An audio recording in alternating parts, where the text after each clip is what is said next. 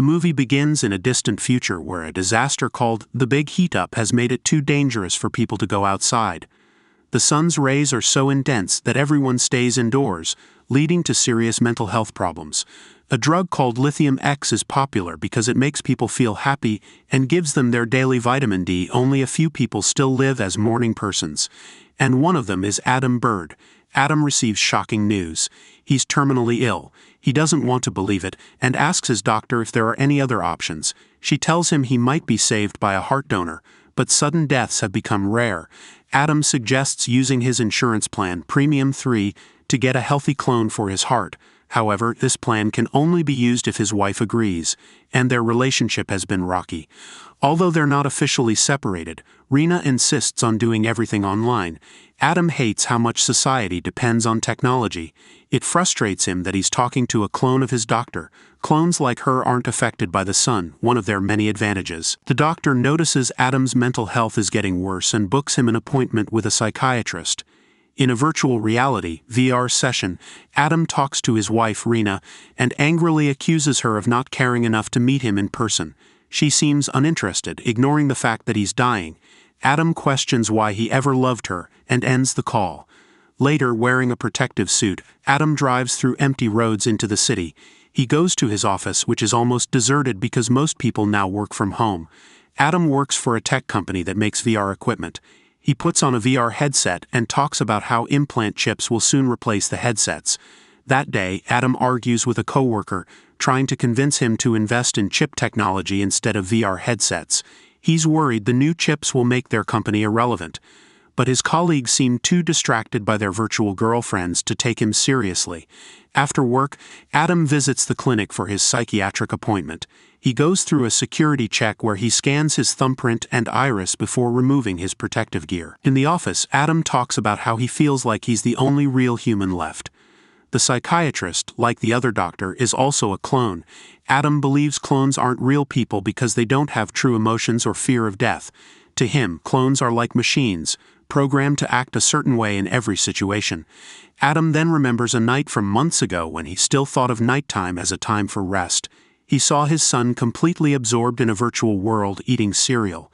His other children were playing virtual tennis and a violent video game. His wife, meanwhile, was sunbathing on a virtual beach. After a long day at work, Adam had virtual intercourse with a state-of-the-art doll that simulated the real thing. As he reached climax, Rena walked in.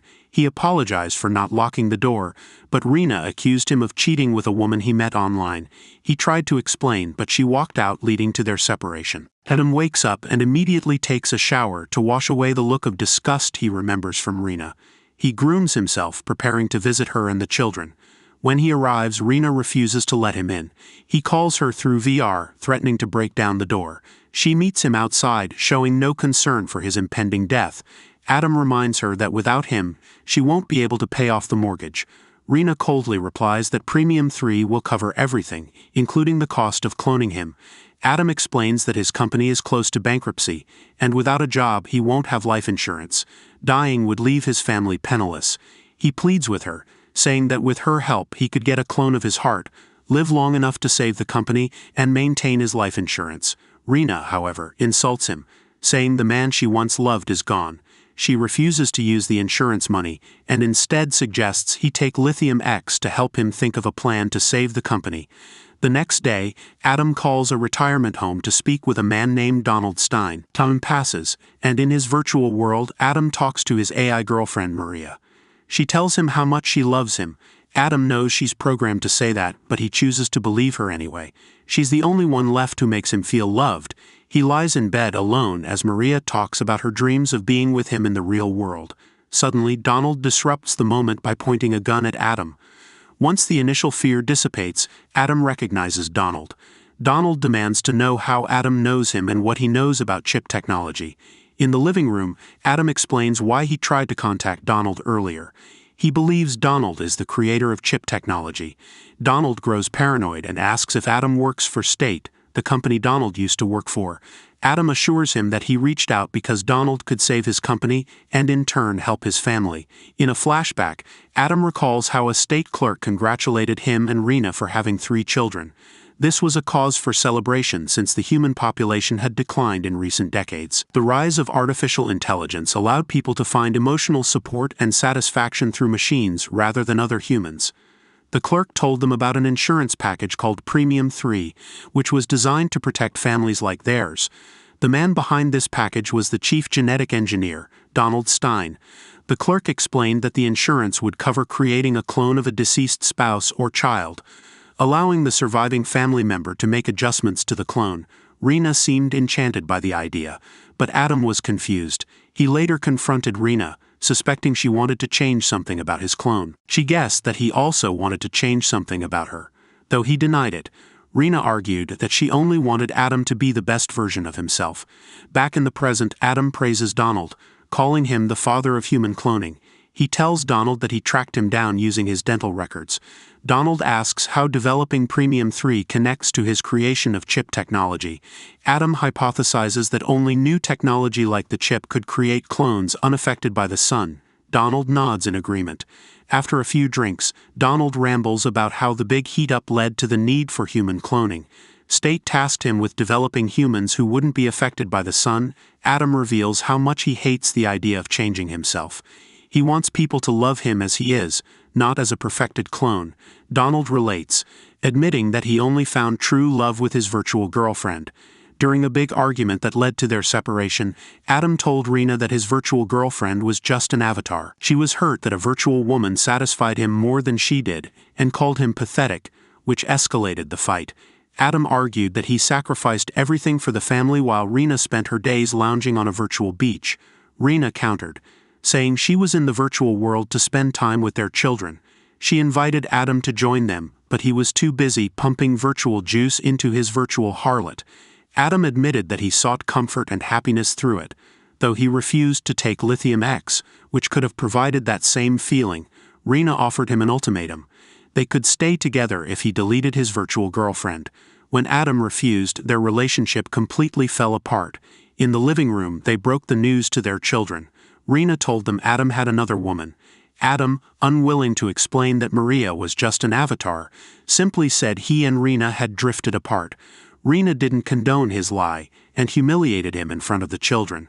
After a night of drinking and smoking, Adam and Donald bonded over their shared experiences. Donald believes that everyone is connected, and destiny brought them together. He offers to engineer a clone of Adam's heart, though he believes there's nothing physically wrong with it. The pain Adam feels is emotional, not physiological. Adam feels this pain because he doesn't take Lithium X, and yearns for a love only his virtual girlfriend can give him. Donald confesses to feeling the same, which is why he cloned his virtual girlfriend. A decision that got him ousted from state. He purchased his freedom by selling the patents for chip technology.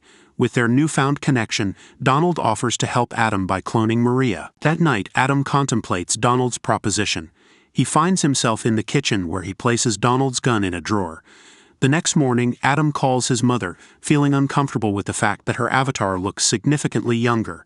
He worries that his children might fantasize about their grandmother. His mother asks if he's regularly taking Lithium X, and Adam expresses his hatred for the drug. Suddenly, the sun burns his arm and he quickly covers the windows. A call from his company wakes Adam. A co-worker informs him that support for virtual reality is declining and asks if Adam is taking medication because he sounds unhappy. Adam hangs up and flips him off. Feeling anxious, Adam starts drinking and searching for something. In the drawer, he finds Donald's gun on top of some Lithium X pills. That night, Rena visits him. She's worried about Adam's deteriorating condition, but he insists he's fine. Rena tells him about someone who can unlock Premium 3 without Adam having to die, a process called virtual assassination. It would trick State into thinking Adam is dead, and his clone would arrive in 2 days, saving the company. Rena is eager to replace him, leaving Adam shocked. He asks what will happen to him, and Rena tells him he can do whatever he wants. She no longer cares if he's with Maria. Adam angrily declares that he'll fight for his life until the end. Rena dismisses him, calling him a drama queen, and insults him. Finally, Adam realizes how much Rena hates him and agrees to go through with it. Rena kisses him and reveals that she's already done it. She told the company that Adam had overdosed. Before leaving, Rena hands Adam his new identity and login credentials. Adam realizes that he can't see Maria because he's no longer Adam Bird. His new name is Richard Burbage. Rena apologizes, assuring him that she'll tell the new Adam not to delete Maria. She leaves, and Adam chases after her, calling her names and threatening to sue her. Rena turns and insults him back. Suddenly, a van hits her, and she dies. Police and paramedics arrive at the scene. An officer approaches Adam and offers his condolences. He asks if they were fighting, as the driver saw that Rena was agitated. Adam tells the truth and tears up, thinking about how the kids will react. The officer checks Adam's profile and sees that they're on Premium 3. He laughs and says a better Rena will be back in no time. Adam jokingly suggests he might have planned her death. The officer becomes serious and asks him to stop. The clone will arrive in a day, and the officer says he'll be back in a few days to check on him. Inside, Adam tries to log into his account only to find that his password has been changed. After a while, he forces himself to vomit to flush out the alcohol in his system. A woman is at the door. She turns around, and Maria immediately kisses Adam. She suggests he brush his teeth. Adam is astounded by what's happening. He can't take his eyes off Maria. She's everything he's ever dreamed of and more. Adam can't wait to finally be with her non-virtually, but Maria wants to take it slow. She's still sore from the tests Donald made her take. Adam realizes Donald was with Maria before him. Maria says it's her way of thanking Donald. She then tells Adam to stop being a prude, saying she has the right to explore other options. Adam watches Maria take a shower. She sees him and acts playful. Suddenly, he sees Rena in her place. He searches through Maria's bag, finding protection and a small clear chip. To distract himself, Adam tries to play a song on the guitar but fails. Maria finishes her shower and sees the pleasure doll she once was. She asks why Adam rummaged through her things, and he confronts her about the chip. The chip, called Eternal One, downloads the brain of a dying person, transferring it to the virtual world. Adam is weirded out that the chip can contain an entire person.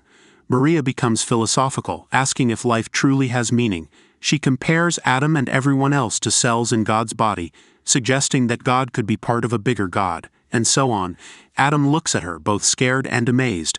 Maria plans to leave, ignoring Adam's pleas for her to stay. She says the cells in her body yearn to experience love, but not with Adam. Alone in the living room, Adam dances with the pleasure doll. He feels defeated. The woman of his dreams didn't choose him. His dream became a nightmare. Adam now hatefully looks at the doll. He grabs a knife and stabs it. In a corner, he shakes uncontrollably. Someone knocks, disturbing Adam's sorrow. He crawls to get Donald's gun and sees Rena's version of himself at the door. Real Adam talks to his significantly cooler clone, telling him about their wife's death. Clone Adam laughs it off and they go inside. Clone Adam begins judging Real Adam and his chaotic home.